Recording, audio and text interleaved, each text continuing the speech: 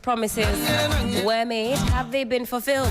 We've seen different levels or different degrees of ratings as far as the 120 days are concerned. Shortly, we'll take a listen to what President Mahama had to say before he actually took office. And this would have been on the campaign trail. And this one is during the manifesto launch of the NDC. Let's take a listen. Problems. One job, 3 shifts, 3 people. Obiabe Didi. Ezu. Extraordinary problems require extraordinary solutions for extraordinary results.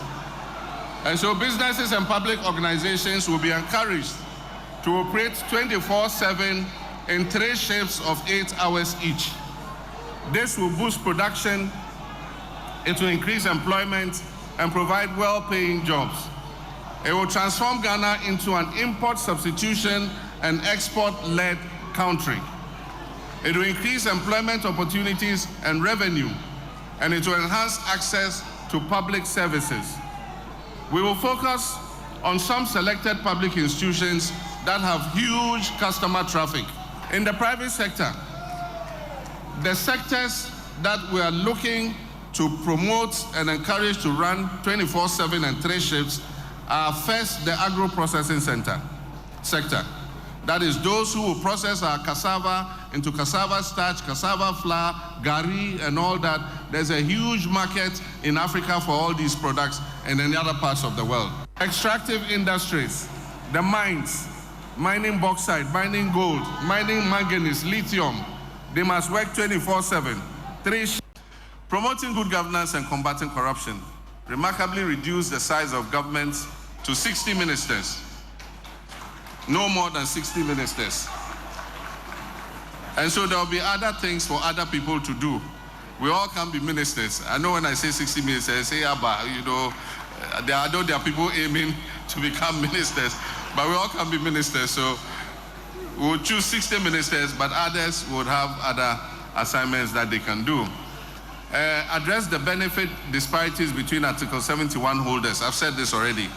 We have 2 public servants, Article 71, and then the others who are under the fair wages. And so we want to bridge the disparity between them so that all of us come under an independent emoluments committee, and our salaries and emoluments are determined from the smallest watchman to the president. We will determine our salaries and wages. A ruthless war against corruption. Operation Recover All the Loot, oral. Prohibit political appointees and politically exposed persons, not only political appointees and politically exposed persons, and all 7 public officials from purchasing state assets. So it's not only me who cannot buy a state asset, my wife Lodina cannot buy a state asset, my son Sharaf or Shahid or Farida cannot buy a state asset because they are politically exposed persons. We will institute inquiries or forensic audits into the following matters of public interest. 1, MPP's collapse of indigenous Ghanaian banks and financial institutions at a supposed cost of 25 billion Ghana cedis. We will institute an audit into the illegal printing of money by the Bank of Ghana to finance the corrupt Akufo-Addo Biomnia administration. We will investigate the 58 million National Cathedral scandal. We'll investigate the COVID-19 expenditure scandal. We'll investigate corruption scandals including the PDS, Ejapa, SML, ambulance spare parts, 13th African, All-African Games, SkyTrain, Palugu Dam, mass sets, Galamsey fraud, missing excavators, missing tricycles, illegal and inflated single source contracts, bus scandals, and many others. We'll investigate corruption scandals including the PDS, Ejapa, SML, ambulance spare parts, 13th African, All-African Games, SkyTrain, Palugu Dam, mass sets, will investigate corruption scandals including the PDS, extractive industries, the mines, mining bauxite, mining gold, mining manganese, lithium. They must work 24/7, 3 shifts every day.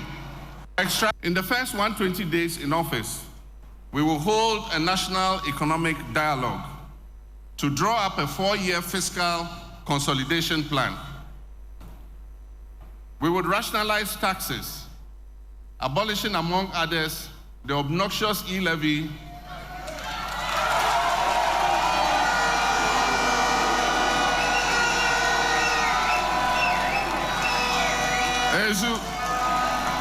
the COVID levy, and the 10% levy on bet winnings. In the first 120, there are many students who are unable to take up their places in tertiary educational institutions because they cannot afford to pay their academic user fees, the academic fees. And so we'll take that stress off them. For the first year, they will not be required to pay fees. And I assure the universities it will not affect their internal generated funds. We're going to give the money to the student's loan. The student loan will pay it to the universities as a grant. They will provide free tertiary education for all persons with disability. And we will provide free sanitary pads for girls in school. If you remember, Nana Jane started that policy with a World Bank facility, and they called that loan the PAD loan. Yes, we are proud of the PAD loan. It will allow our young girls who are going through their periods to be neat and hygienic and not to miss school, be able to go to school all year round. We will provide free. We will launch the Black Star Experience. It's our major creative industry and tourism initiative. So the Black Star Experience will be launched. It's an initiative as Ghana's flagship culture, arts, creative industry and tourism brand to transform Ghana into a preferred hub for creative industry and tourism. 19.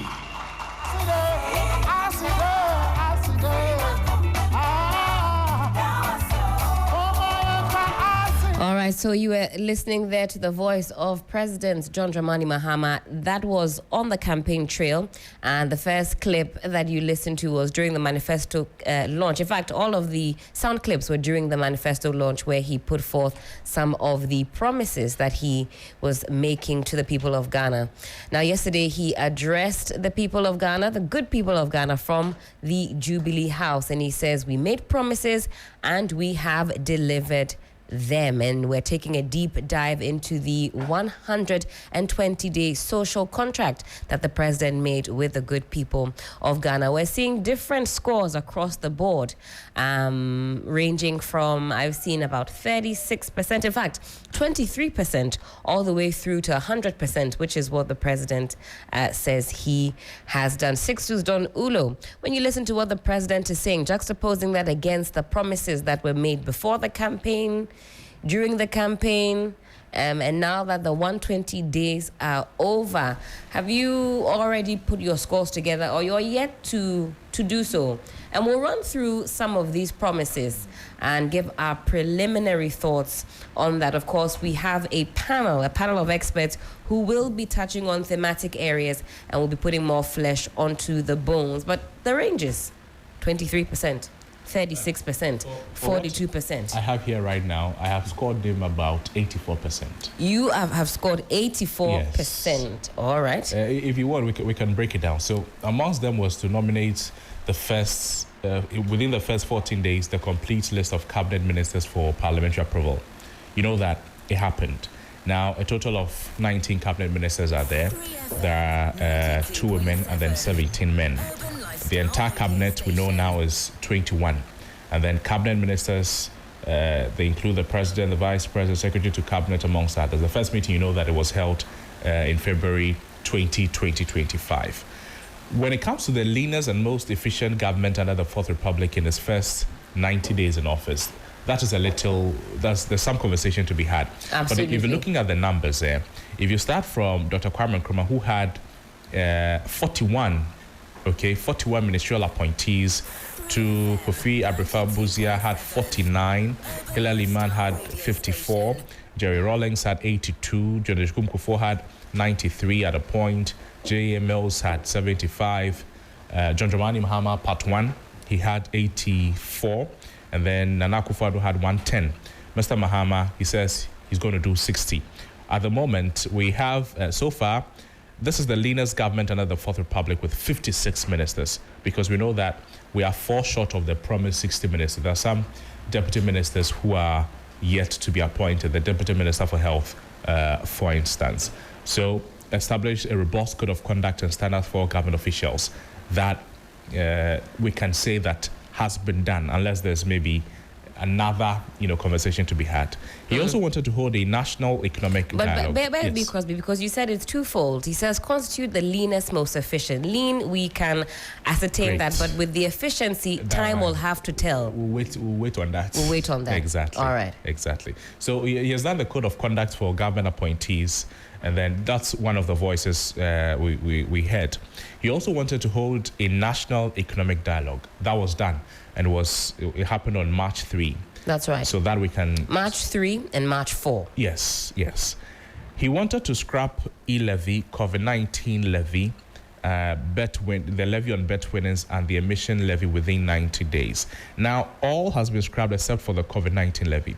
You know that the IMF Technical Assistance Mission consulted a VAT reform task force to be set up for broad consultation with stakeholders for their input on what should happen to the COVID-19 levy. So for the COVID-19 levy, it is still there. There are conversations. We're still paying. That it should be renamed, the funds should be rechanneled some way, somehow, but it is still there. E-levy is not. So yesterday he said specifically about the COVID levy, he says we have delivered on 3 of these 4 specific tax repeals as promised. The COVID levy has intricate linkages to the existing IMF program. Right. All right. So he also wanted to, within his first 90 days in office, review taxes and levies on vehicles and equipment imported into the country for industrial and agricultural purposes. For that, as I sit here, I cannot categorically say that that has been done. Although conversations are being had, efforts are underway, but it has not happened yet. About the amendment of this law. He spoke about it yesterday. And he says that when Parliament resumes, the proposed amendments would be laid before the House. Okay, so for now, it has not happened. It is in... He says, let me read exactly what he says. He says, we committed to reviewing taxes and levies on vehicles and equipment imported for industrial and agric purposes within our first 90 days. My government has initiated this crucial review process. The results of this comprehensive review will guide policy decisions and be incorporated into the 2025 mid-year budget review and the 2026 budget, ensuring we support these vital sectors effectively. So in effect, if this has not actually been done, I don't know that that's 100% score. So this is the amendment of the law. There's a law that speaks directly to the importation of salvage vehicles. That's different. No, the point you were making is on that. That's what I was trying to refer you to. No, there's another one on salvage vehicles. Okay. There's another one. This is separate. This is taxes on. Remember that I think they was it 8 Parliament had a law, right? Yes, on salvage vehicles. The importation of. But when the law was eventually passed, the government of the day suspended the law. All right. In fact, I remember that we hosted Harun Idriso on TV3 New Day at the time, who said the executive cannot suspend the law on their own. They have to come back to Parliament. I'm not sure they went back to Parliament, but that law was not implemented. Right. As far as we remember.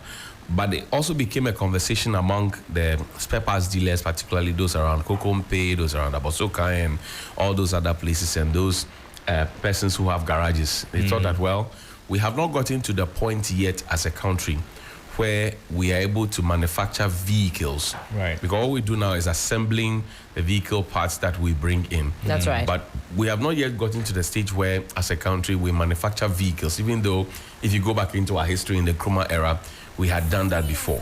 But we are not yet there as we speak presently. So we need to find a way to blend the two. Because even the vehicles that are being assembled here and giving off, you and I cannot immediately go in there and go and buy one. That's right. It's expensive. And the arrangement to have us buy it or own it and pay over time is also not really, out there for all of us. So it was part of the conversation. And it was a heated campaign matter, right? NDC MPP campaign matter. That was what birthed this whole John Mahama first 120 days ideas of salvage vehicle, blah, blah, blah, blah, blah. Now, what does it mean? The bigger effect. On one hand, the government is proposing a blue blue economy. They are proposing green, green transition, etc.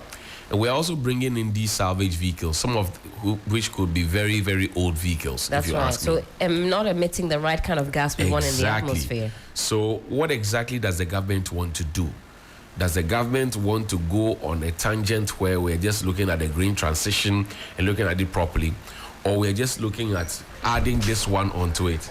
And how long is it going to take, for example, for us to be able to wean ourselves off this salvage vehicle conversation to bring in fresh vehicles or to have our own vehicles being manufactured?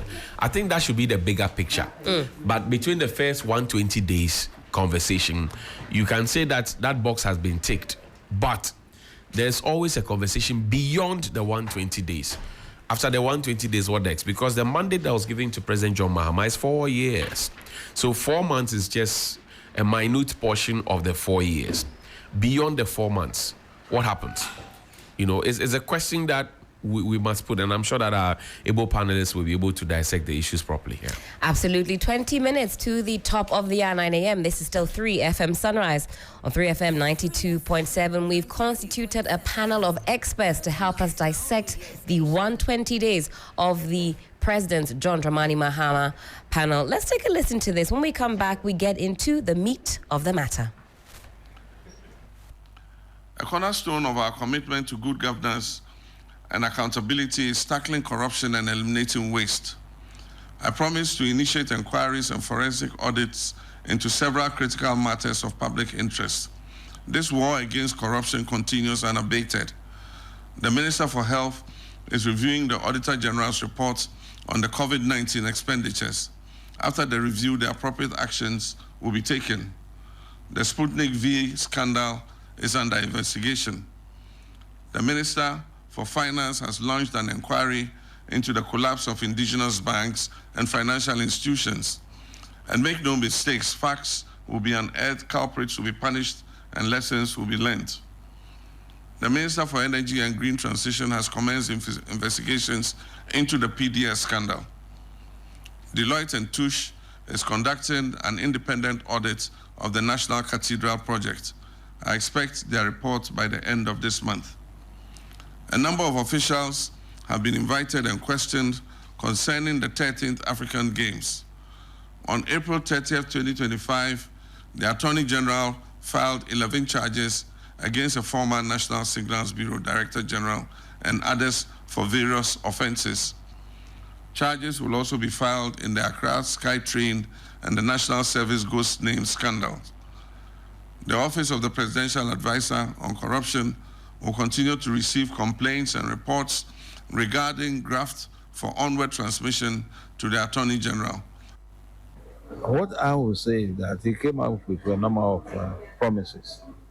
And what I see so far is quite touched a lot of them. However, I am still not happy about the destruction of our water bodies. I'm not happy about the destruction. And the way they are tackling the water bodies are fair too. I'm not happy about it. But still, we don't have blue water, to be frank with you. The only blue water flow in this country at the moment is the water, which I'm told they have started polluting it from the north.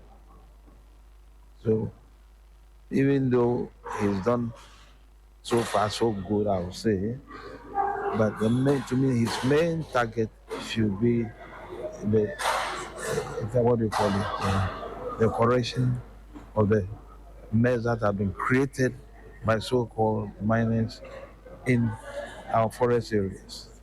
These people should be held responsible And secondly, all those who have been arrested who are said to be foreigners, they have to go through the law courts of this country before they are deported.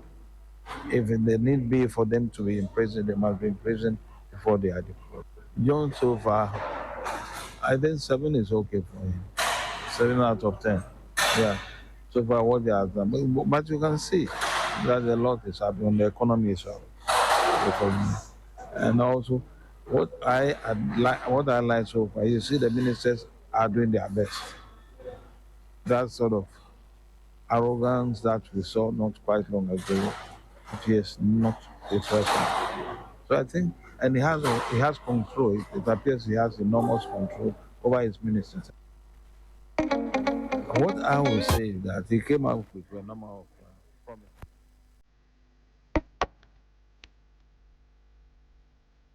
3FM Sunrise. The best in the morning is on 92.7 Sunrise on 3FM.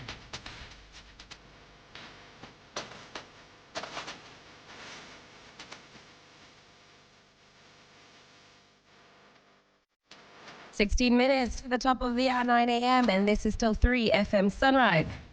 On 3FM 92.7, we're dissecting President John Dramani Mahama's 120 days in office. Some 26 promises were made. We're dissecting the impact of said promises and also rating the effort. Let me introduce my panel of experts this morning, and they will be helping us put some more flesh on the bones.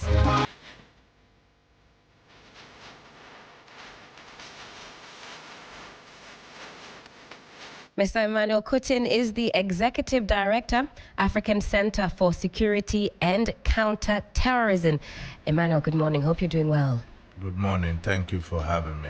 Thank you so much for making time to join us in the studio. I've also got Professor David Abdullahi, Senior Governance Advisor, African Parliamentary Network, no stranger to 3FM Sunrise. Prof, good morning. Good morning. How are you today? I'm doing fantastic. How are you? Very, very happy to be with you again. Very happy to see you this morning. Very excited for this conversation. I also have Frank Kofiga, General Secretary, Vehicle and Asset Dealers Union of Ghana. Frank, good to see you. Good morning. Good morning. Good to see you too. How are we doing? Good. Thank you. Let me kick things off with Prof. And Prof, I'll take your preliminary thoughts on the President's address yesterday. Yes. We've seen a number of ratings. I've seen ratings range from 23% all the way through to 100%, which is what the President says he has achieved in the 120 days. What are your thoughts? First, as an academic, I will give him credit for effort, and I'll give him a B+. Because some of the stuff he's got to do are not yet ready. So far, I'll give him a B+. A B+? Yes. All right, I'll take that rating. Mr. Kutin, what about you? Preliminary thoughts and also your rating on the 120 days of the President Mahama administration. Well, if I do a comparative analysis under the 4th Republican Constitution, and given that he's coming back as a former president, and what he has achieved so far, I will give him a B, primarily because there are teething problems I was expecting better from him, like the Galamsey issue, the fight against corruption, and the accountability aspect. But let me be clear, that wasn't part of the social contract, but I feel that from what he started, and given the 25 promises he made, I think he got a lot of them right, and some are the teething stages, like the 24-hour economy. There's no way he could have kickstarted it within the 128 days, because there are legal regulatory framework he needs to look at. And I'm using this opportunity to say that, look, let's be nationalistic, and programs that will benefit the country, we put politics aside. Like the Free Senior High School is a good program, and I'm happy it's continuing about it. The 24-hour economy, Prof is here, my other colleague is here. We've all traveled around the world. That is what advanced economies are doing. And more often than not, we learn from best practices. So we need to move away from the monthly salary and go by the hourly rates so that workers can be paid every week. The advantage of that is that it stimulates the economy and it creates wealth for the country. I will leave that's my initial comment on this. Thank you for that. Frank, I'll come to you, but before that, let me also welcome Professor Enoch Opoku-Antwi. He's a governance expert. Prof, hello, good morning to you. Good morning, how are you? I'm doing great. How are you doing? I'm doing wonderful. Very excited to pick your thoughts on our discussion this morning, so do hang tight for us. Frank, let me come to you. Your preliminary thoughts as well, and what your rating is. Yes, I'll take a cue from Prof and give the government a B+. Reasons being that we are in this country, we know how the politics of the fourth Republican government have played. All the time, a government or a party will say one thing, when they come into power, they do the other. The president was under no obligation to give us a social contract. At least he said it. 120 days, he's been able to prove that he will stay by his word, he will stay by the word. And I think it's a good start. It's a good start for Ghanaians. And I think proud to even his presentation yesterday on social media, people are talking about where is the dollar running to. The key has the key been found? You understand? If the key has been found, then it seems the government is locking it up somewhere. So I think, yes, for starters, the president, kudos to him, more grease to their elbows, and we are here. And we'll still be critics of whatever they do, in which way. So it sounds as though across the board, the consensus is that, at least on this program, that it's a good start. But of course, we're delving deeper into certain thematic areas, and I'll find out if any of our ratings change after we've had our big conversation this morning. Professor Antwi, let me also get your preliminary thoughts and what your rating is of the president's 120 days in office.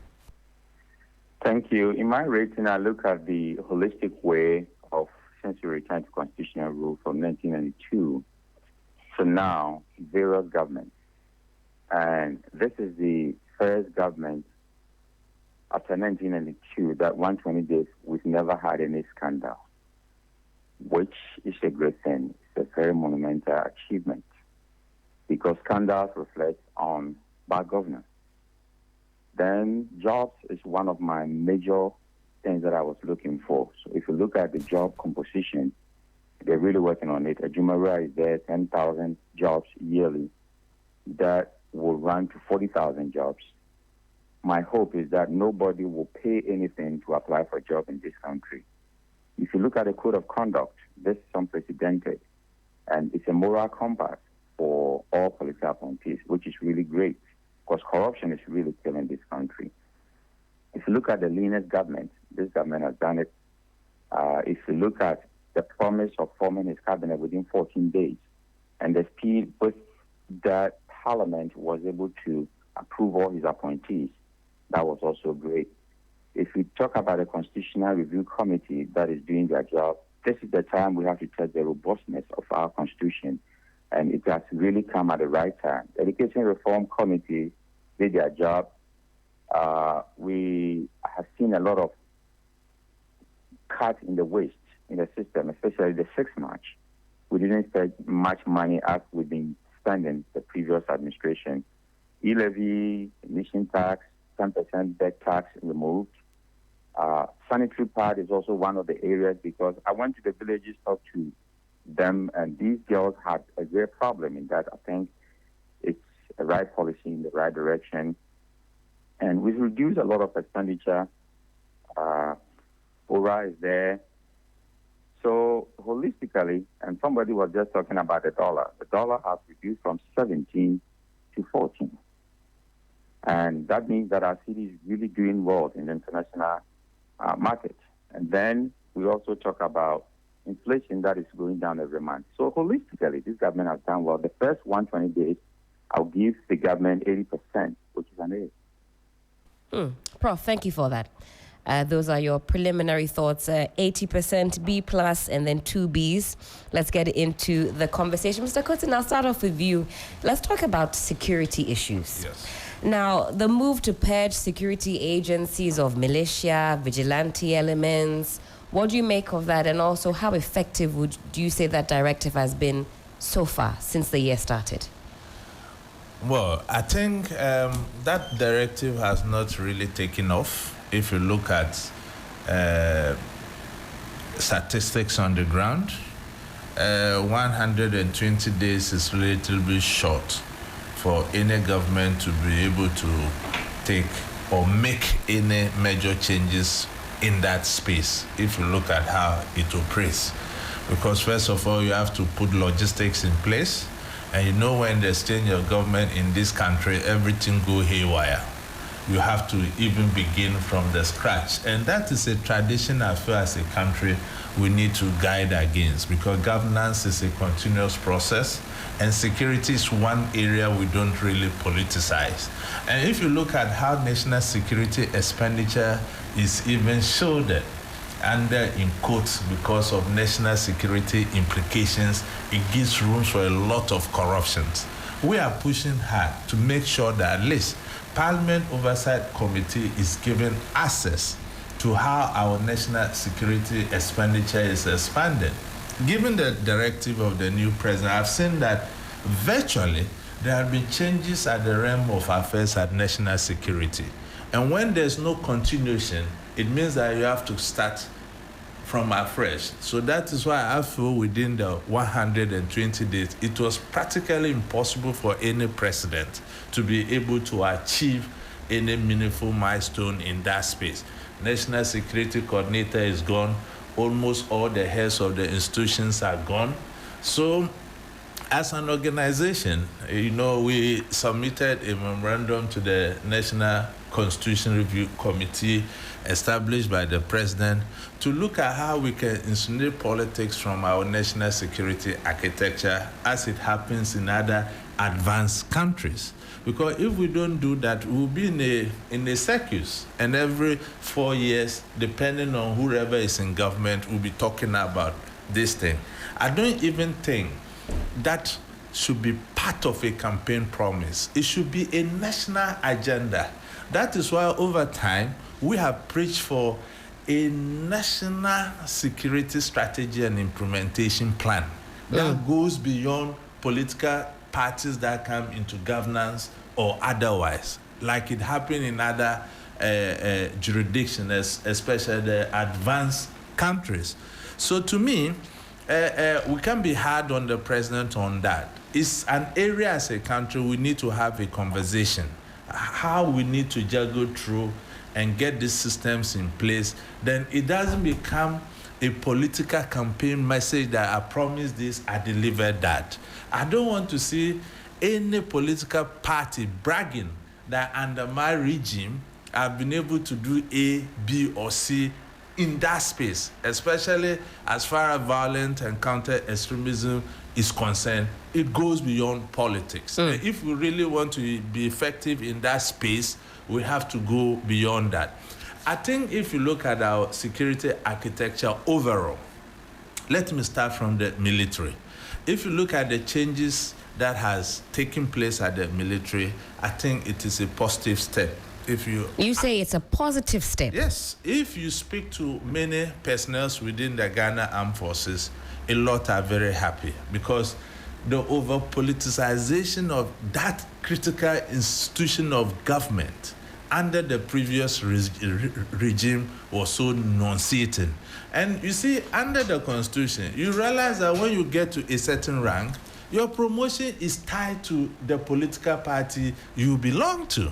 And the military is not alone. Promotion should be based on meritocracy. But in that space, it's about the political party you kind of affiliate to or otherwise. Let me cite this example. You remember the former ADC to the president. When he attained a certain rank, by convention, you can no longer be an ADC to the president. That's right. Look at how he rose through the ranks he retired at the rank of a major general. No, lieutenant general, sorry. Yes. That is not good at all. And for the first time in the history of this country, we had a full star general. And if you look at best practices, those space or that space should not be allowed to one individual in the name of the president because you have so much executive power to declare that, look, I promoted you to a full general, a four-star general. Under what parameters? We have parliament, and if you look at other jurisdictions, such promotions, you have to come before parliament. So those are the constitutional engineering at that space we have to look at. Let's come to the Ghana Police Service. In the history of this country, an IGP was removed, and there was wild jubilation. It has never happened. You're referring to IGP Dr. Dampare. Yes, it has never happened. So it's a huge challenge to the new IGP, you know, COP Yewonu. He has a big shoe to he's stepping into, and he must ride the heels of what Dampare created in the institution. Everybody was not happy. I think they need to do internal audits around the junior ranks in terms of how promotions were done. They need to do the same internal audit around the junior officers. And do you know that under the Ghana Police Service, some people were promoted, in salary they are drawing, but they are not wearing the crown because they know that they were not due because of whom you know kind of things. So if you don't take immediate steps to carry out audit in this space, I'm afraid he's going to fail. And time is not even on his side, so to speak. He has about a few months. I think in December, he will be going home. So if he doesn't kick in some of these things, it's not going to help. And to conclude on that space, I want to thank the president immensely for taking the bull by the horn by kickstarting the Boku peace process. I have always said that that space could become our Waterloo against our fight, our Waterloo against the fight of terrorism or violent When extremism. you say kickstarting the process, this isn't the first time that peace processes are There was no are in political motion. goodwill. There was no political goodwill under the previous regime. You understand? I always make this comparison even though they are not the same. You see the Dagbon crisis. It was with us for 15 years. But because there was no political goodwill, we were going in circles. When the former government came and they had the political goodwill, we got peace in Dagbon. In Boku, even pre-independence, this problem has bedeviled us. And it has taken a political character. This government comes and do this. You remember in Nkrumah regime when he even came, Rawlings and those things. So now he has taken the bull by the horn. And I have no doubt that the process it has taken through His Eminence Otumfo will be able to make a headway in Boku.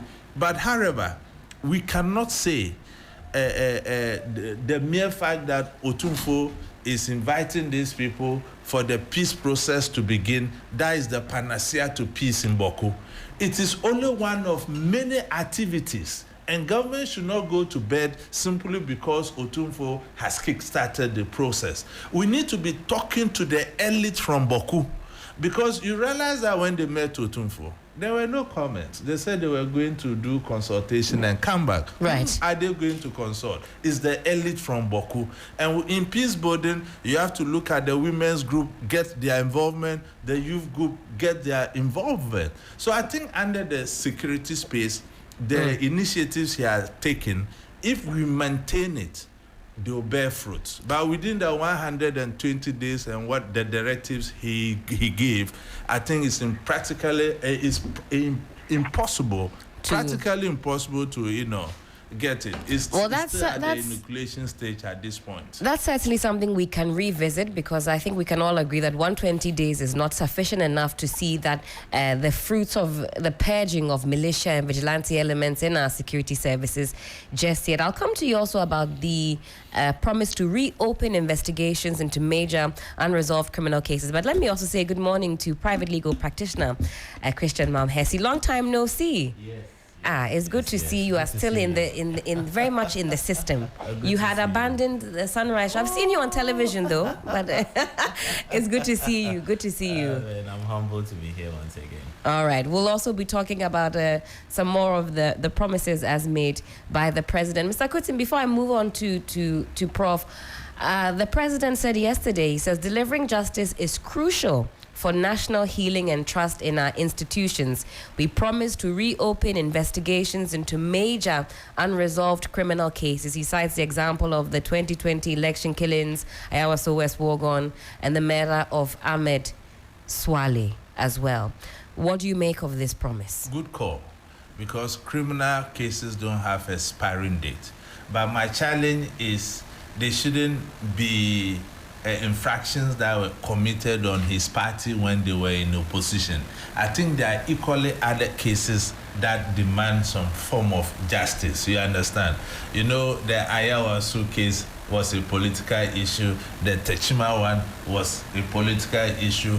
And if you look at Swale's case, very sad situation, but there are some elements of politics in it, depending on given the allegations they are making about certain political players who were involved in all of this. So I think that we should insulate politics from criminal matters moving forward, and they should not only concentrate on cases that affected his party.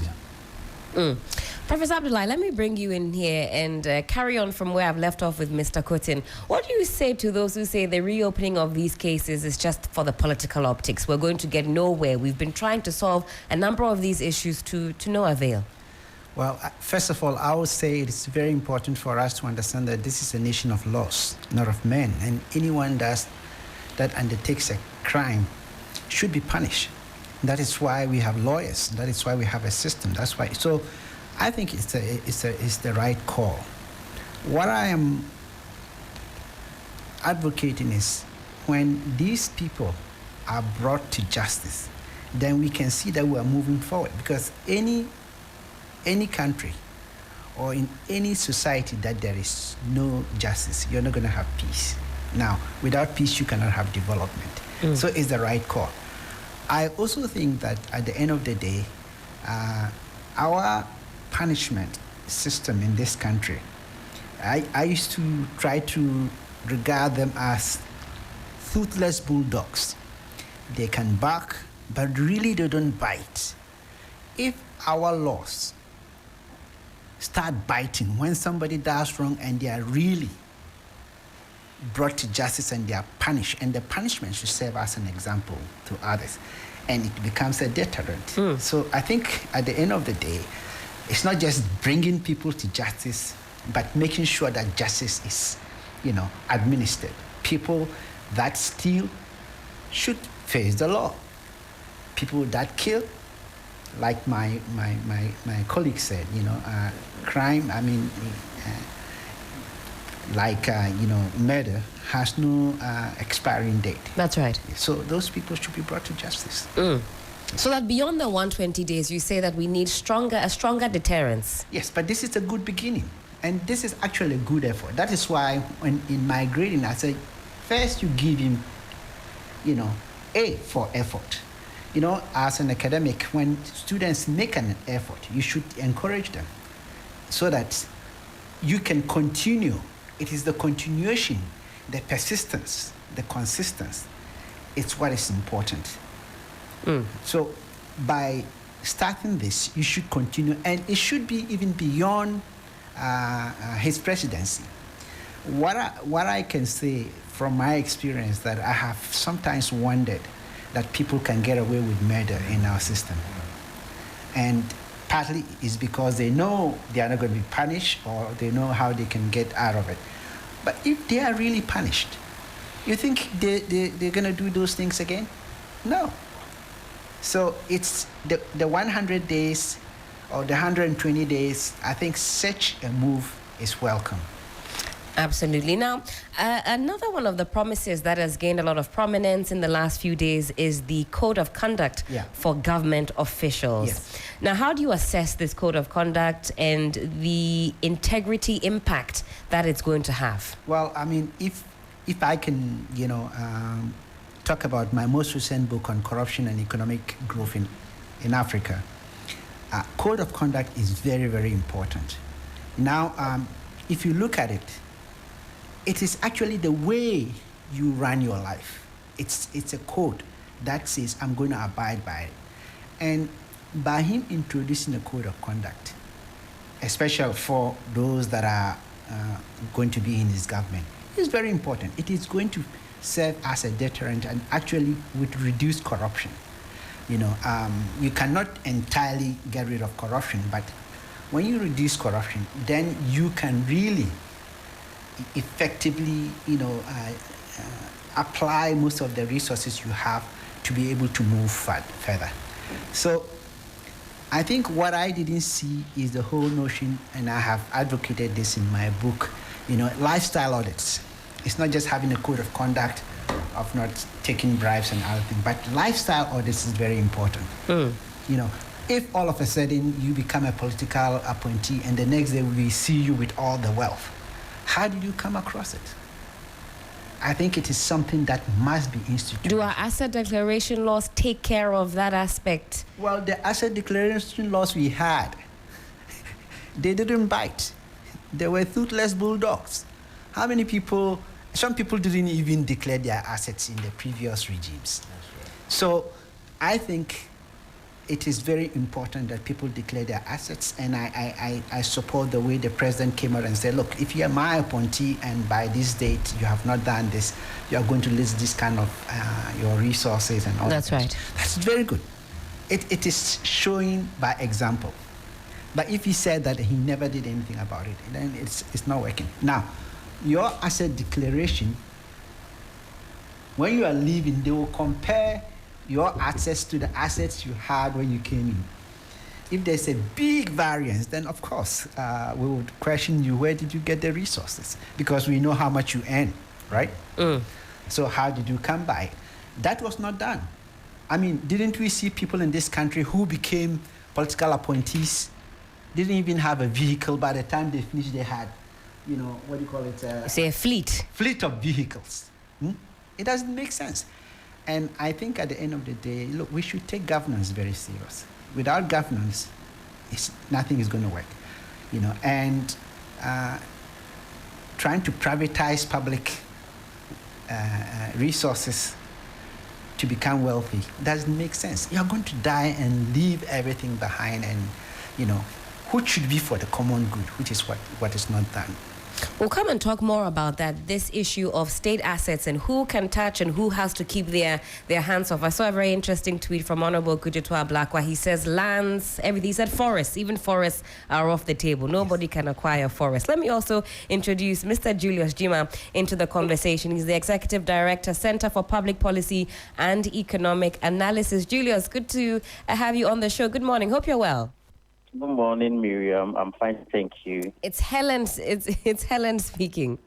Oh, Helen. Oh, yes. So sorry. Not a problem. Not a problem. All forgiven. Hold on for me. I'll come to you. We have some burning questions as far as the economy is concerned. We're seeing the city rebound. The city has gained some muscles. How sustainable is that? We'll come back and talk about that some more. But Prof, we're talking about the state assets. The president says none of my appointees should get their hands on lands, on any of that. Yes. He says, and even those connected to persons in officialdom. What do you make of that promise, and how do we ensure that actually happens? Because we know politicians find very crafty ways of acquiring these assets. Yes. Excellent idea. I think we all know what has happened in the previous administrations, whereby, people acquire public property. Now, but public property is for you to use now and for posterity to be able to benefit from it. So I think it's an excellent thing. Now, how do you make sure that this happens? First of all, when you declare your assets, right? When you are going out of government, you have to also declare. So we will know if you if you bought government properties, we should put them in your wife's name or your daughter's name. We would know. So that is one thing. Secondly, before you acquire any government property, right, even if you are going to use other people's names, our tax system should be strict in such a way that, for example, property tax is one of the things that we should really enforce in this country. And we will know if it's somebody's property, your child cannot pay that kind of taxes for a property. It should be somebody who's matured enough. And so all those things are important. And at the end of the day, if you want your own people you have appointed into positions of responsibility in government, you have to be an example. So the leadership has to be examples so that the followers and those that are employed must also follow. But when you don't do that, and just pronouncing or having a law on the books, it really doesn't work. There are so many laws that are very good on the books in this country. That's right. But are they working? We have a lot of laws. Council is here. Council, let me jump to you on this one. Put the spotlight on you a little bit, and then I'll go to Frank. There's a lot of conversation to be had. This is still 3FM Sunrise on 3FM 92.7. Do watch us also on Facebook and on YouTube. Now, what challenges may arise in prosecuting suspects in these reopened, unresolved cases? Prof talks about us, the system being a bit toothless. Others say this is just for the optics. Moving forward, are we really going to see some results? Well, it is all about the prosecutorial side. It's about evidence gathering. You see, the game in court is evidence. So, well, if the case has been open because it went cold, they're good for all of us. But we pray that the investigations will yield solid evidence that would help close the matter in court. Because when it comes to criminal proceedings, it's beyond reasonable doubt. Right. And prosecution is affixed with a very high burden, unlike the civil side where it is based on balance of probability. So we weigh the evidence of both parties and see which one is probable, and then given that the other party would win. But when it comes to criminal prosecutions, it must lead to one culpable conclusion that this is it. If it gives, the duty of the defense counsel is to cast the minutest doubt. So if that exists, and that would only exist when the evidence at hand is not solid. But if he's able to cast the slightest doubt on the evidence, then that conclusion would never happen.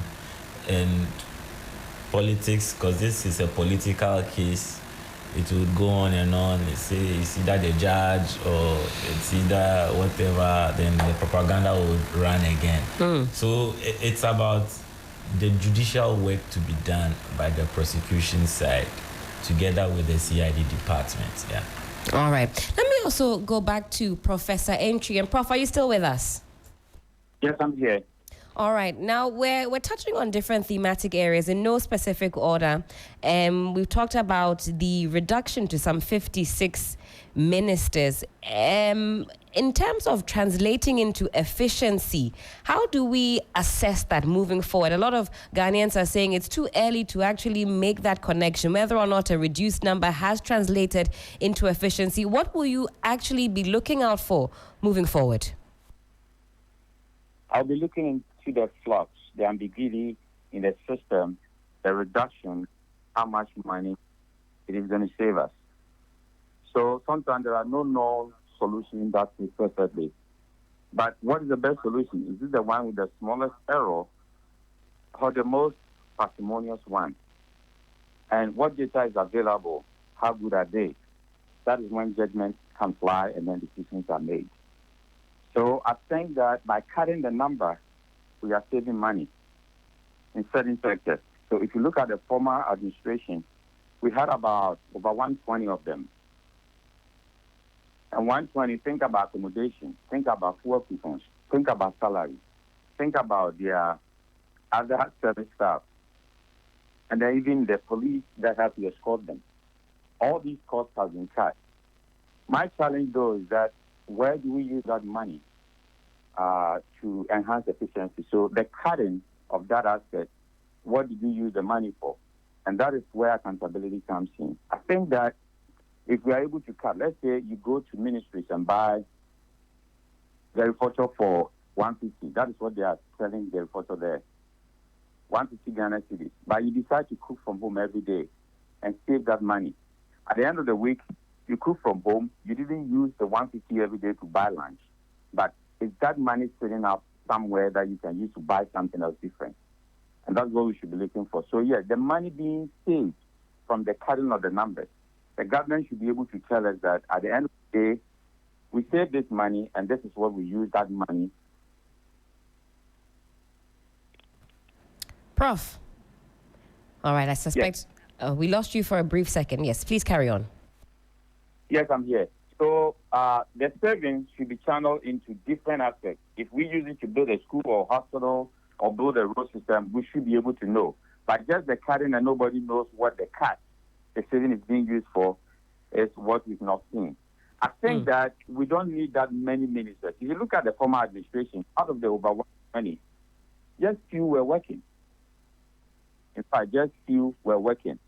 Currently, I think that if you look at the social media space and even if you look at the traditional media space, a lot of the ministers, a lot of the deputies are working. And that is what we want to see. But there was a lot of individual variable factors being put into the factor of just one ministry, and most of them remain idle, not doing anything. I think this time, the fewer numbers means that we are going to have more efficiency and value for money. Prof, thank you for that. Let me come to Frank. Frank Kofiga is still here with us, and he's a policy analyst. Frank, is the government showing signs of transparency beyond has been put on hold. PR in reporting its progress? I think I'll just give it out and let, excuse me, that the government is showing a certain quick utilitarian charm when it comes to their PR engagement. A utilitarian charm? Yes. Okay, please break that down for us. Be very objective with the laws and ensuring that these laws go to the benefit of the people. You understand? These laws were created for the people to direct them. So if you're not engaging them properly and things are done in the background without a proper way of communicating the issues to them, then there is a breakdown in the process. The people agitate, what do you call it? Stakeholder engagements do not go as as they're supposed to, and people find illegal ways of doing things. So I would say for starters, when it comes to the 120 days or what the government is doing so far, I was trying to look at the definition of what a social contract is.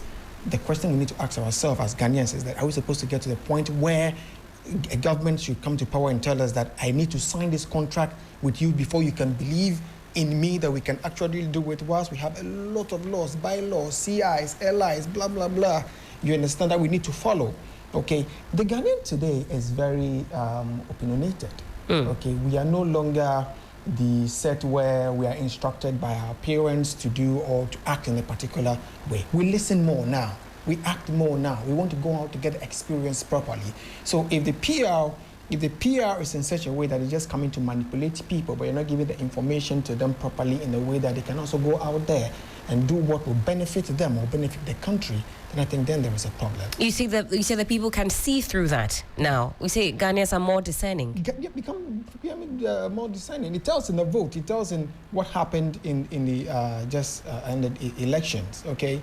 I can say that I can use myself as an example. When growing up as a child, I always had a song in my house that tells me that you need to sing this particular song when you're 18, vote in this particular way.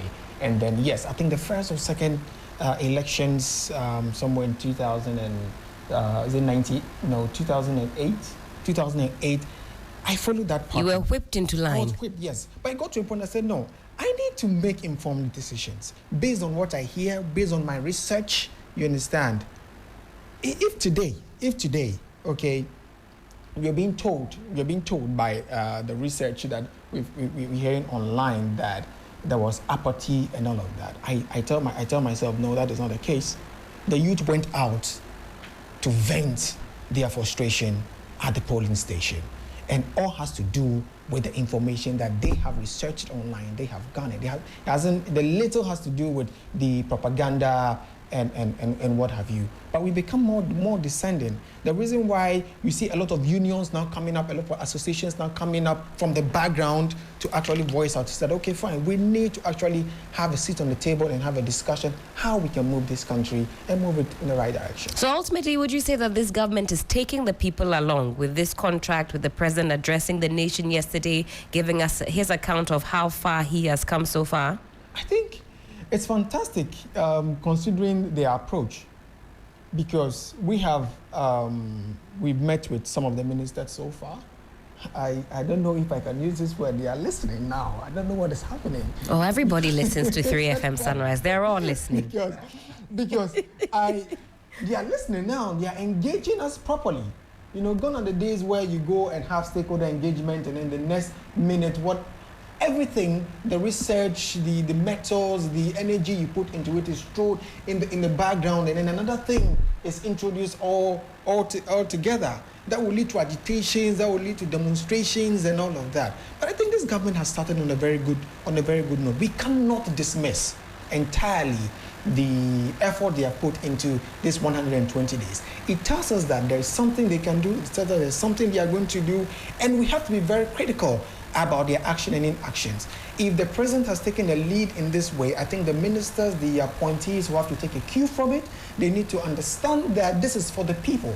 You understand? And if you're going to have successes in this, it has to do with engaging the people.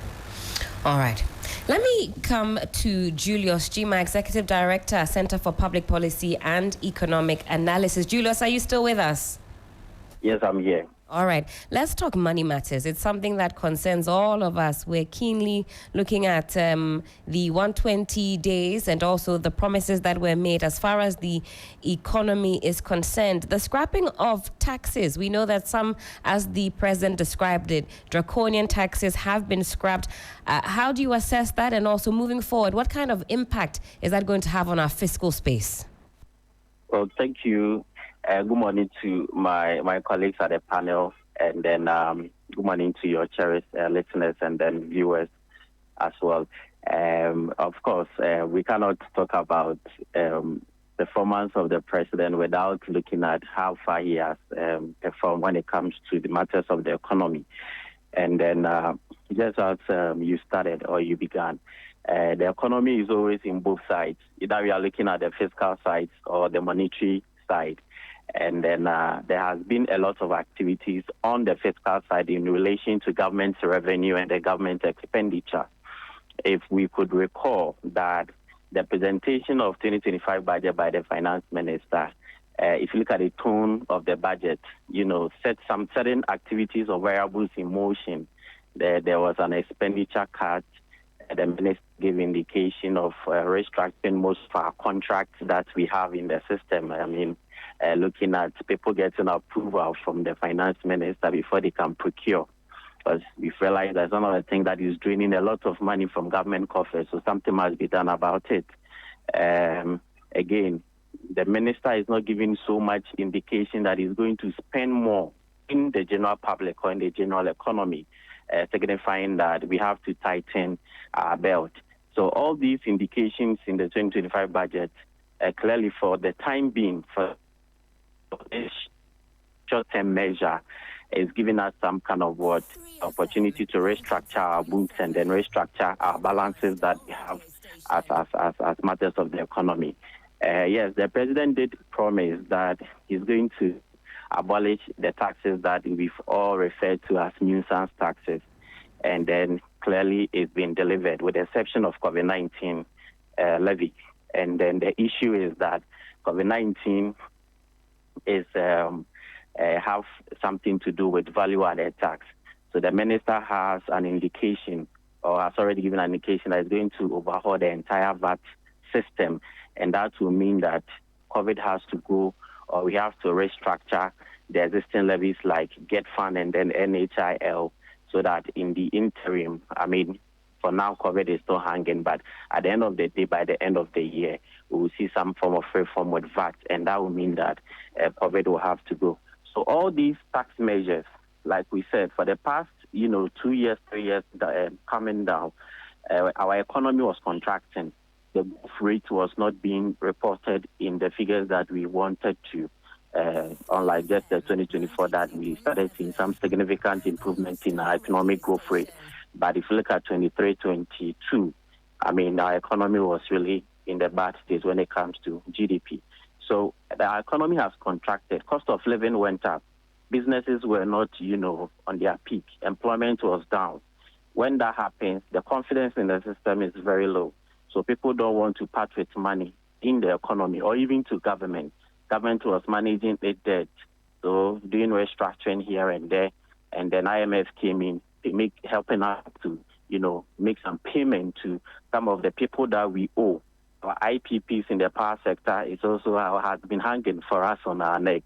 So we needed to tighten ourselves up, and that is what the finance minister clearly is doing. The issue is that currently we are getting some of what progress or some form of positive records when it comes to our growth rate, our currency performance, and as well as the exchange rate that we've all been talking about. And then it's even affecting prices of petroleum products. And that is the thing that has been affecting our daily economy. We are all looking at how much is petroleum product, what is the inflation rate, and then what is the exchange rate for the dollar. That is the things that is affecting the ordinary Ghanaians. Right. And for now, we are getting all these indications that things are turning. We can see that the dollar has been, the cedi has been performing relatively against the US dollar. Inflation also for the past 6 months or so has also been on a downward trend. And that is good news for the entire Ghanaian populace, especially the business community. And then we want to see more of these. Right. Now, let's talk about the 24-hour economy. Sorry, Julius. We're told that the 24-hour economy initiative is being partly financed through collaborations with institutions like the Development Bank of Ghana and the Ghana Infrastructure Investment Fund. Now, are these financing arrangements sustainable and transparent enough to drive the kind of economic transformation that you and I are looking out for? Well, it all depends on how much revenue we are generating in the country as a whole. So anytime our revenue figures are going up, then clearly we can have some money to invest in some of these flagship programs for the government. There's also the big push. The 24-hour economy will be dependent on the big push. The reason I'm saying is that you need that infrastructure to support an economy that will run 24/7. What is our road network? What has it been? Access to public transport systems. How has it been? Are we even looking at our traffic congestions in the urban centers or the city areas? What are we doing? Because running a 24-hour economy means that all these things have to come to play. Even our sanitation and water systems that we have in the country, running on a 24-hour economy, we have to look at this urban economics side of business so that we'll be able to prepare ourselves fully. All the funding that we are talking about sustainability will be dependent on how much reserves we are building for our Bank of Ghana, how much revenue we are generating or collecting from our internal domestic revenue, that is primarily our taxes, and then how much expenditure government will be able to cut and then be able to save more. When this simple basic accounting is being achieved, then we can boldly say that financing sustainability will be ensured. But the moment we realize or we see that our revenues are not performing, and then again, when government decides to change the narrative and begin to spend more, because there are a lot of IPPs in terms of payables. The minister did give some indication in the 2025 budget that there are a lot of contractors that the government must pay. But for the time being, the minister is not paying them. And that is why we are getting all those, indications, positive results on the side of the economy. When the minister decides to change the gear and now, look, we need to pay people and then put some money in the economy, what will be the narrative? Are we prepared for that? So in terms of sustainability financing for the 24-hour economy, it will be dependent on how much money we are all. And I like the question you're asking because more often than not, we are looking at what we are going to spend. We are not looking at where the monies are going to come from. That's right. We know the global financing, what is happening across the world. countries are beginning to focus more within their own jurisdiction. America is not opening up again. China is not opening up again. Even the IMF and the World Bank are not opening up the way they used to do before. And that would mean that you have to come back to your people to be able to provide financing or sustainability for your own programs. What are you going to do to achieve that? That is the trust and confidence. I'm happy that President Mahama is doing all these things to be able to promote the trust, the confidence, all these things that we are discussing and then trying to analyze is a way that the president is trying to do to achieve that trust within the system. So when the president gets the trust from the people, from the business community, recently the president was in Kwahu, he met with the business community at the business forum. That's right. Programs like this will let, confidence come back and the president to be able to win or earn the confidence of the people in the country.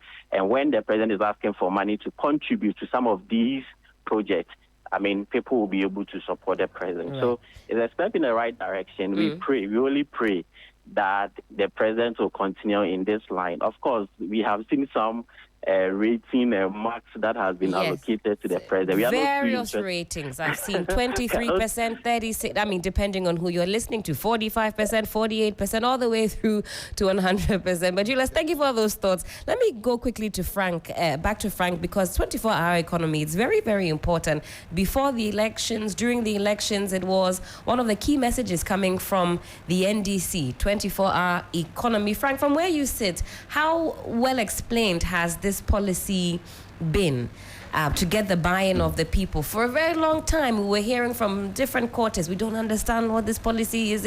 Are we going to have 24-hour chop bar? Are we going to have this? But so far, within the 120 days, do you see positive steps in attempting to get the more of a buy-in from the general populace? If we've seen any positive steps, I think it's only at the service sector, where we've heard of the passport office, and then a couple others, the DVLA. That is so negligible. Exactly. Very negligible in respect to the larger economy, where I think majority are in the informal sector. You're looking at trade, service. At the service sector, yes, they are part of the sections where you have quite a backlog that needs to be cleared using the 24-hour economy. But the first question that we need to ask ourselves is that, for me, I'll ask, how does the youth benefit for the 24-hour economy? Because if you travel out there, majority of the youth work some 24 hours, like you said, some work 24 hours, 8 hours, they take 4-hour break, they have terms. Now, in the market where I belong to, I am yet to understand the real meaning or what the government has, the role. Okay, so Frank, you yourself are not fully abreast. You haven't caught on or bought into the idea? Yes, because I see the 24-hour economy doing well in the service sector, more than the market or the trade part of the market. Is Mokola going to be 24 hours? Are the car dealers going to be selling for 24 hours? What actually is the government going to roll up? So we are still waiting for Guzitano and his team to come up so we can get the proper understanding. Okay, so now let me get your thoughts, and then I'll go through some tangible actions that the president outlined yesterday. Maybe that will give me a reason to appreciate it. I kind of have a special interest in the 24-hour economy because of one reason. Youth and unemployment has become one of the existential threats to us as a country. And I think we need to have a national conversation around this policy. It shouldn't be a political policy. I think it is something when we have a broader consultation, it can help this country. And I mentioned this in my preliminary comments that, look, if we develop this very well, maybe we could be the first in Africa, copying from best practice in the advanced democracies to institutionalize this policy. So I'll call on all political parties, civil society organizations, and well-meaning Ghanaians not to look at this policy as an NDC policy, just like the free senior high school thing that is under review. Look, if we want to really create wealth for this country and for our citizens, we have to prioritize the welfare of our workers. It shouldn't only be something that is being implemented in the service sector that will tick the boxes and mount political platform that will say we're going to do this, we've done that. No. As a country, for the first time, let's be nationalistic, at least around things that will benefit all of us. How is it the case that in other countries, they are able to do that, and Africa is a challenge? So I will plead that for the simple reason that we are having an explosion in terms of youth and the graduates we are churning out, and there are no avenues for these graduates to go, our graduates now live on bets. I tell you, every Ghanaian, I can tell you about 90% of Ghanaian citizens do betting. But Mr. Kutin, you know those who are sitting in the offices who are fully employed, they are also doing betting. It's not just the students. So let's look at those who've passed out. But look at the long-term effects on the country. Even in lecture rooms, people don't concentrate. They are looking at their winnings. Look at the human resources we are going to lose in the longer term. That is why we have to marry this with the educational sector reforms. If you look at our educational structure, to be honest, if we really want to develop as a country, we have to have a second look. Look at the SS system, Prof. And when Rawlings was transitioned to democracy, the white man imposed this thing on us, the structure adjustment program. Tell me anywhere in the country, in the world, especially the advanced world, where the free senior high school system is being practiced. At least we're colonized by the British. Is that the system of education they practice? Go to our universities. Our universities are fast becoming like secondary schools. You remember in your days, O-level, A-levels. Before you come out, you are practically matured. But in fact, it's a mix of things. If we don't marry the two, get the fundamentals right, we'll be scratching the surface. So if I want to add to it, the question I ask myself, why is it that a Ghanaian can spend a lot of money, sell property, go to Europe, go and pick apples or grapes on a farm, but cannot go to a cocoa farm and then pick cocoa for the system? The question is, because of the wages. What is it that we're not doing right? So Frank, we'll keep that question in our brains. Look, but I think one of the things we need to talk about is the whole notion of change of mindsets and attitudes. In our country, people have bad attitudes. And one of the bad attitudes is because you went to university and you have an academic level, that doesn't make you employable. Besides, we think that certain jobs are below us. That's right. So, you know, when you're talking about 24-hour economy, when I was in school abroad, I had a job 11 to 7 a.m. in the morning. And then I went to school in the morning to evening. In the days I don't go to school in the morning, I go to my second job. Now, what I'm saying is this 24-hour economy is not the only thing that is going to help us move this development of the country. But if you look at it, you were talking about the informal sector. I come from the northern part of the country, and I know there was a market in Techuma where people come from all over. And it's 24 hours. For the 3 or 4 days or 1 week that people are there, they have a 24-hour market. People so you could go at midnight, you could go at 1 a.m. Yes, buy the stuff and then take it back. It still exists. So what I'm trying to say is that we don't need to reinvent the wheel. We just enhance it. And then the whole idea is there should be an educational component of this 24-hour economy. I wanted to make it clear. If you go to the US or other places, you see Ghanaians with PhDs, they are driving taxi cabs. That's right. With a PhD, Ghanaian drive a taxi cab here. So it's the attitude. It will be a taboo. It's a taboo. So listen, if we want to really grow, we have to make sure that we change our mindsets. And I'm talking about the fact that I, as an example, when I first went to the US, I was a trash worker. You were picking up trash? Yes. But today, my books are sold at £140 a copy, $180 a copy. Does that mean that you picking trash, you were born in a trash pit? So if the 24-hour economy is going to move, the educational component must come in to teach our people. You know, I know some people, when I drive a very small car, people look at the kind of car you drive, but what is your, what do you call it? No, your economic, how rich are you? The wealth. Yes, the wealth. Yes. In this country, people think if you drive a big car or an expensive car, you are well-to-do. Yeah. You are poor. That is the mindset.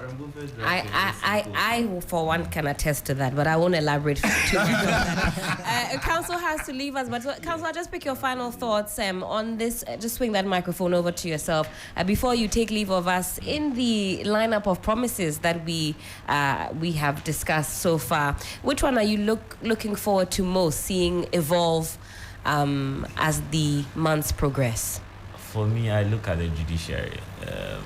And obvious reasons.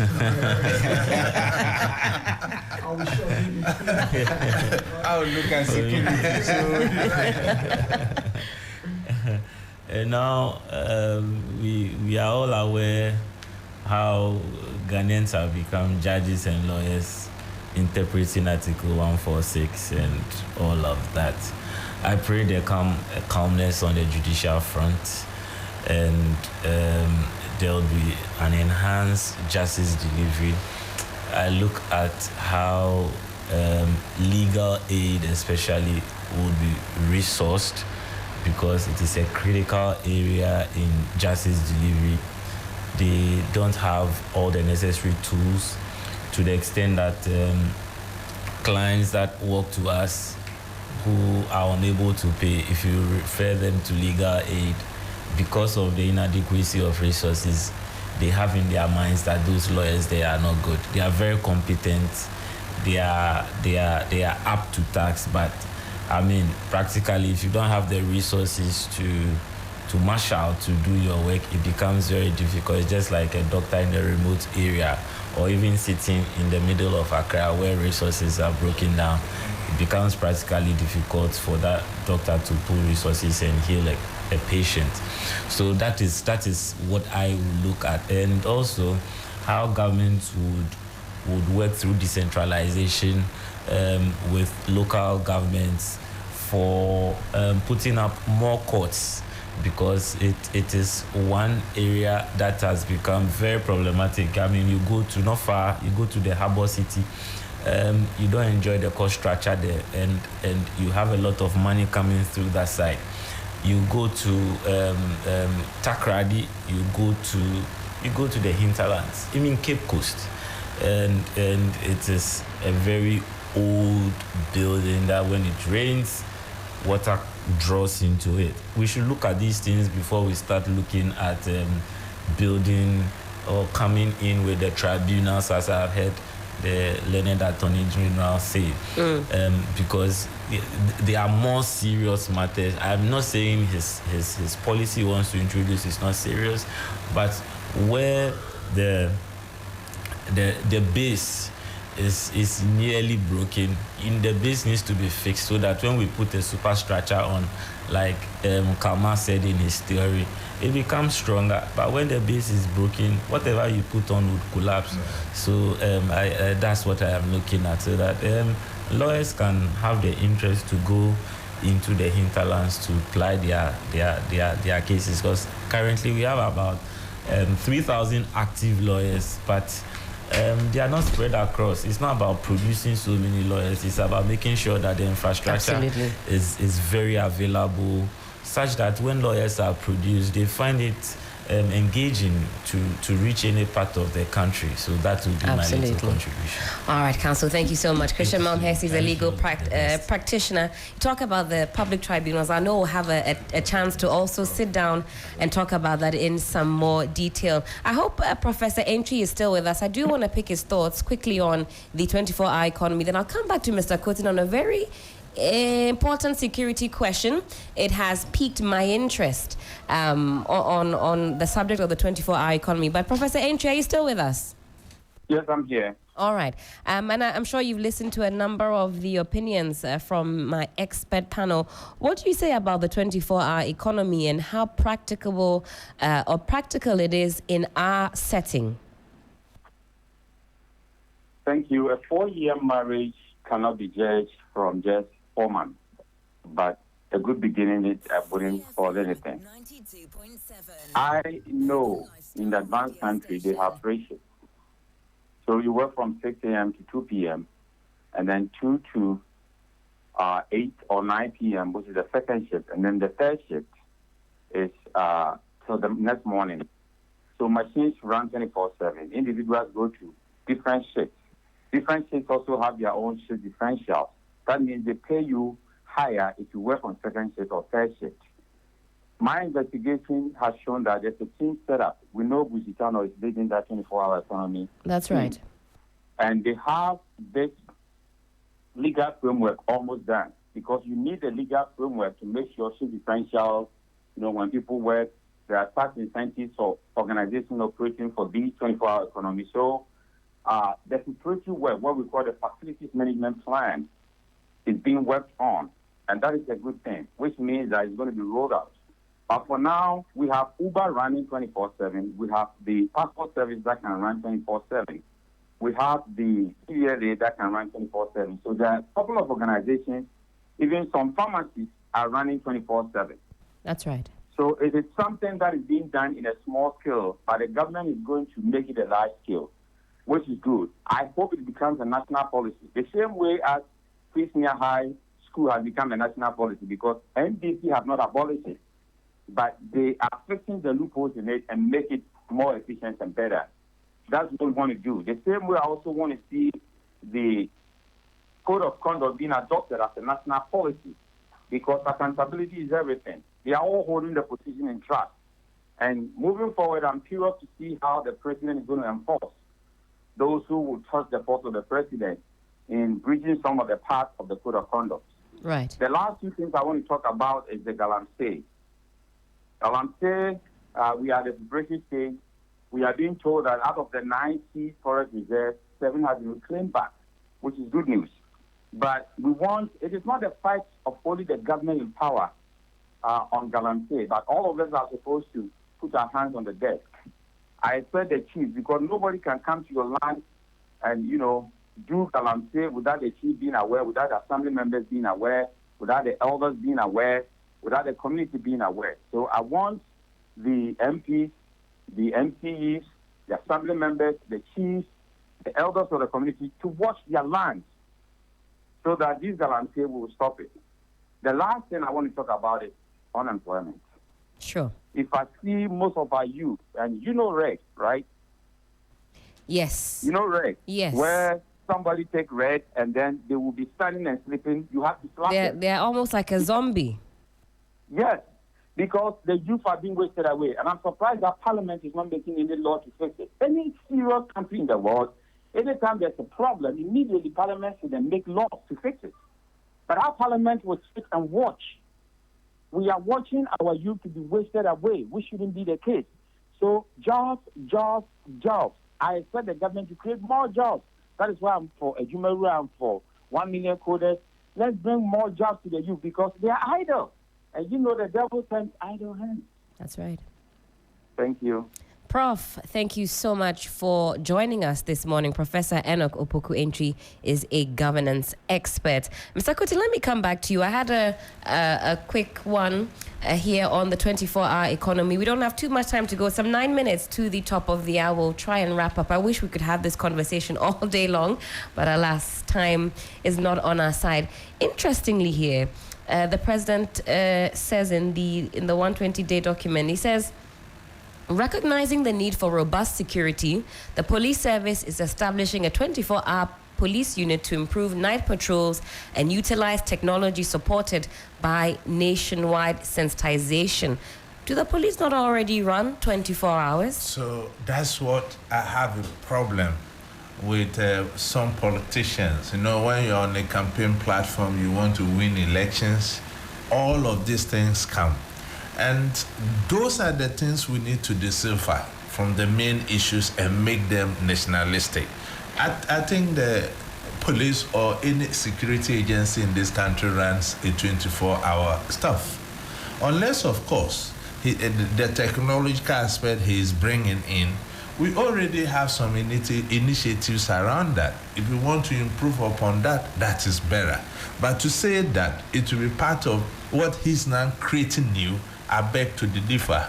But you see that among my colleagues, we all agree that looking at the from 1992 under the Fourth Republican Constitution, he has done something novel. And he dare not fail. If John Mahama fails, our democracy is in trouble, given the experience and where he's coming from.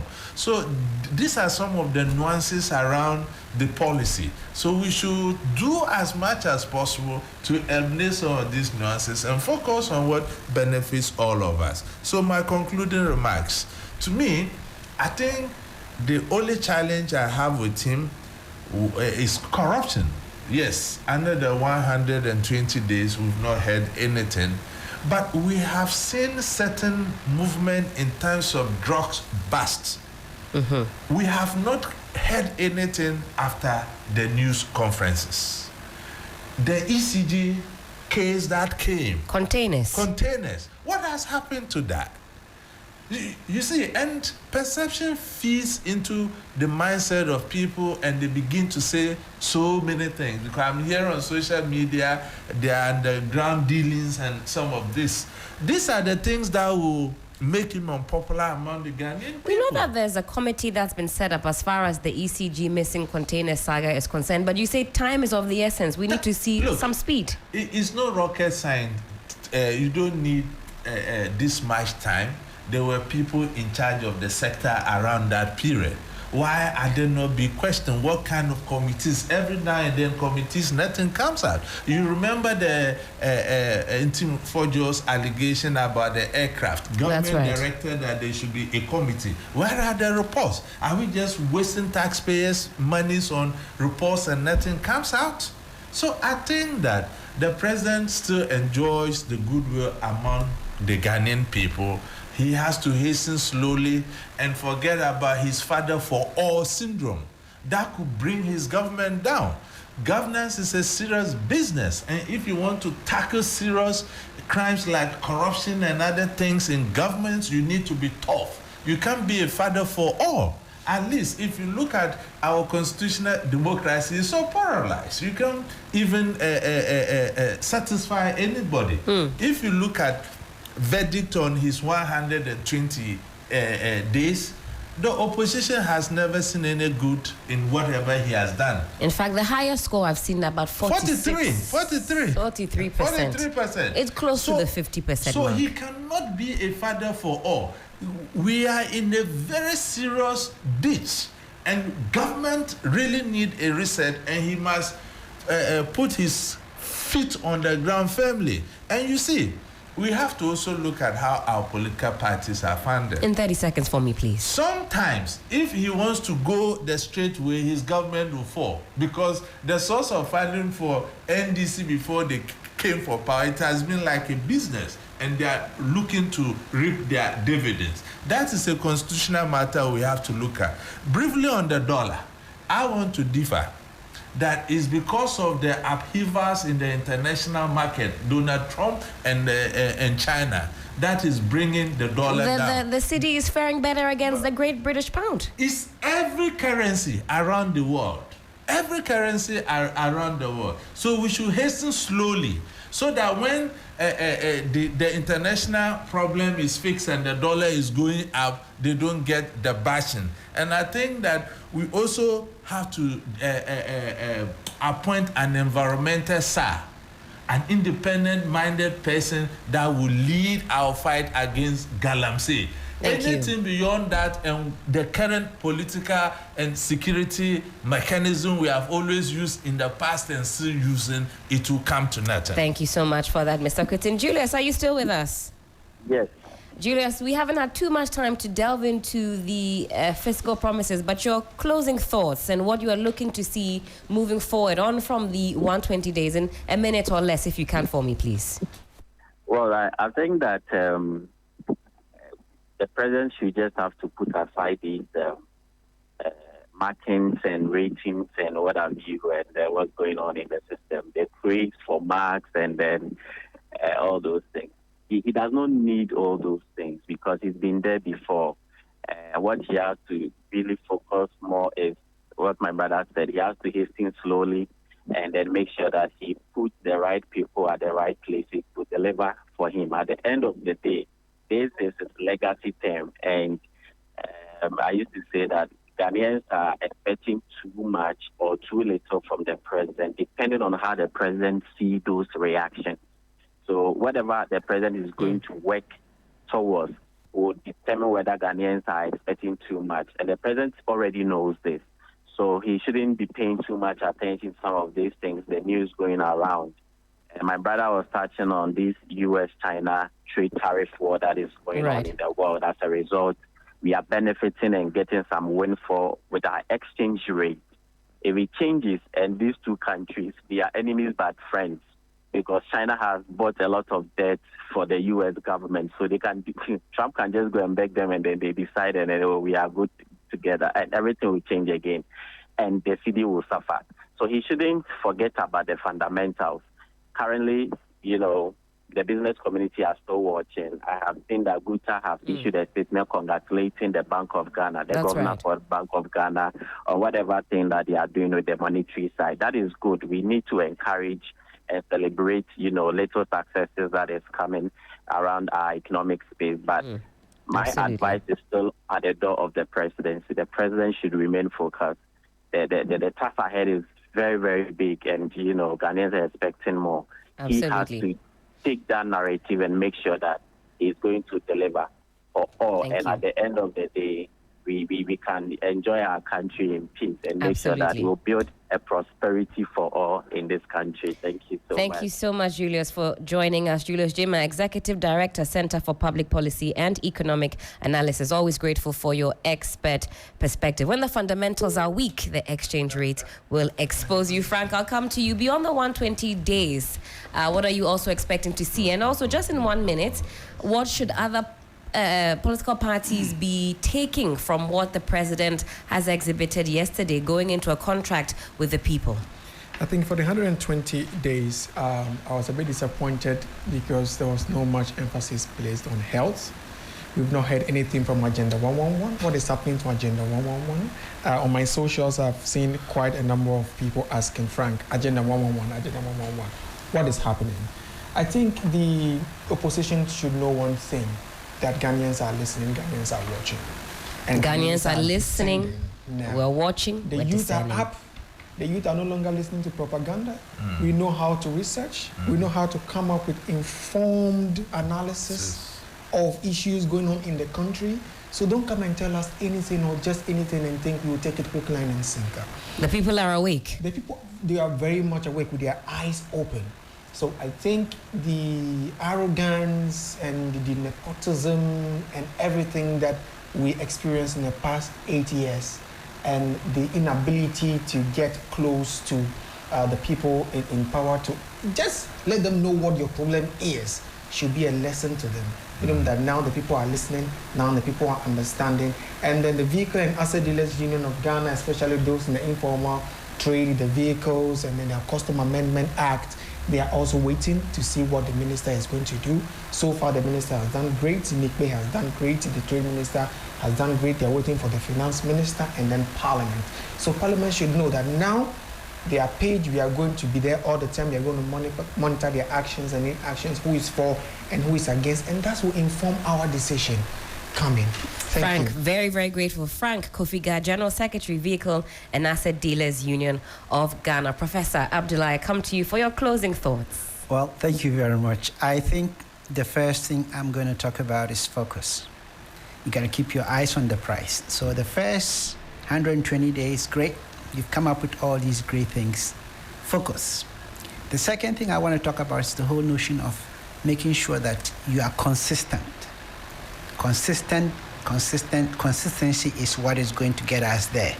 Even though you face challenges, be consistent and make sure you find ways around. The third I want to talk about is the whole notion of beneficiation.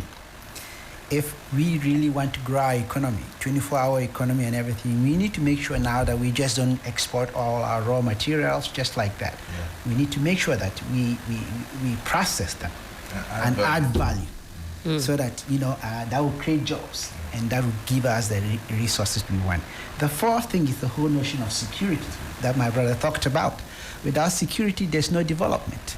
I mean, we have seen what is happening in Sudan, we've seen what is happening, what happened in Liberia and other parts of the world. So security is very important. And then security should not be toyed with. If anybody misbehaves, you can them. I believe in discipline. The laws should be obeyed. They should bite. They should bite. They should not be toothless bulldogs. Absolutely. And then the last, why are you laughing? No, you should bite. If you're not going to bite, people misbehave. That's right. That's the point. If you have laws, you do enforce them. You can go anywhere. And the last thing I want to talk about is the judiciary. Right. We've all seen the F's of our judiciary, whereby laws should really work. It is not that laws should work for those who have the resources and should work some of the time, but not all of the time. Right. You cannot be able to grow an economy that we want, the Ghana that we want, when, your laws, those who interpreted the laws, are not actually helping. It's something that we should take care of. Apart from that, we have to change the mindset and educate our people that development is not a race, that is more like a sprint. Right. It's a long distance race. You need patience and persistence. We'll get there, but it's not going to be overnight. Prof, thank you so much. Always succinct and powerful. Professor David Abdullahi, Senior Governance Advisor, African Parliamentary Network. Always a pleasure. And gentlemen, thank you so much for joining us this morning on 3FM Sunrise. We've learnt a lot from you. I know that we can table a part 2, or we will table a part 2 so we can get into some more of these discussions. Thank you so much. If it's your birthday today, happy birthday going out to you.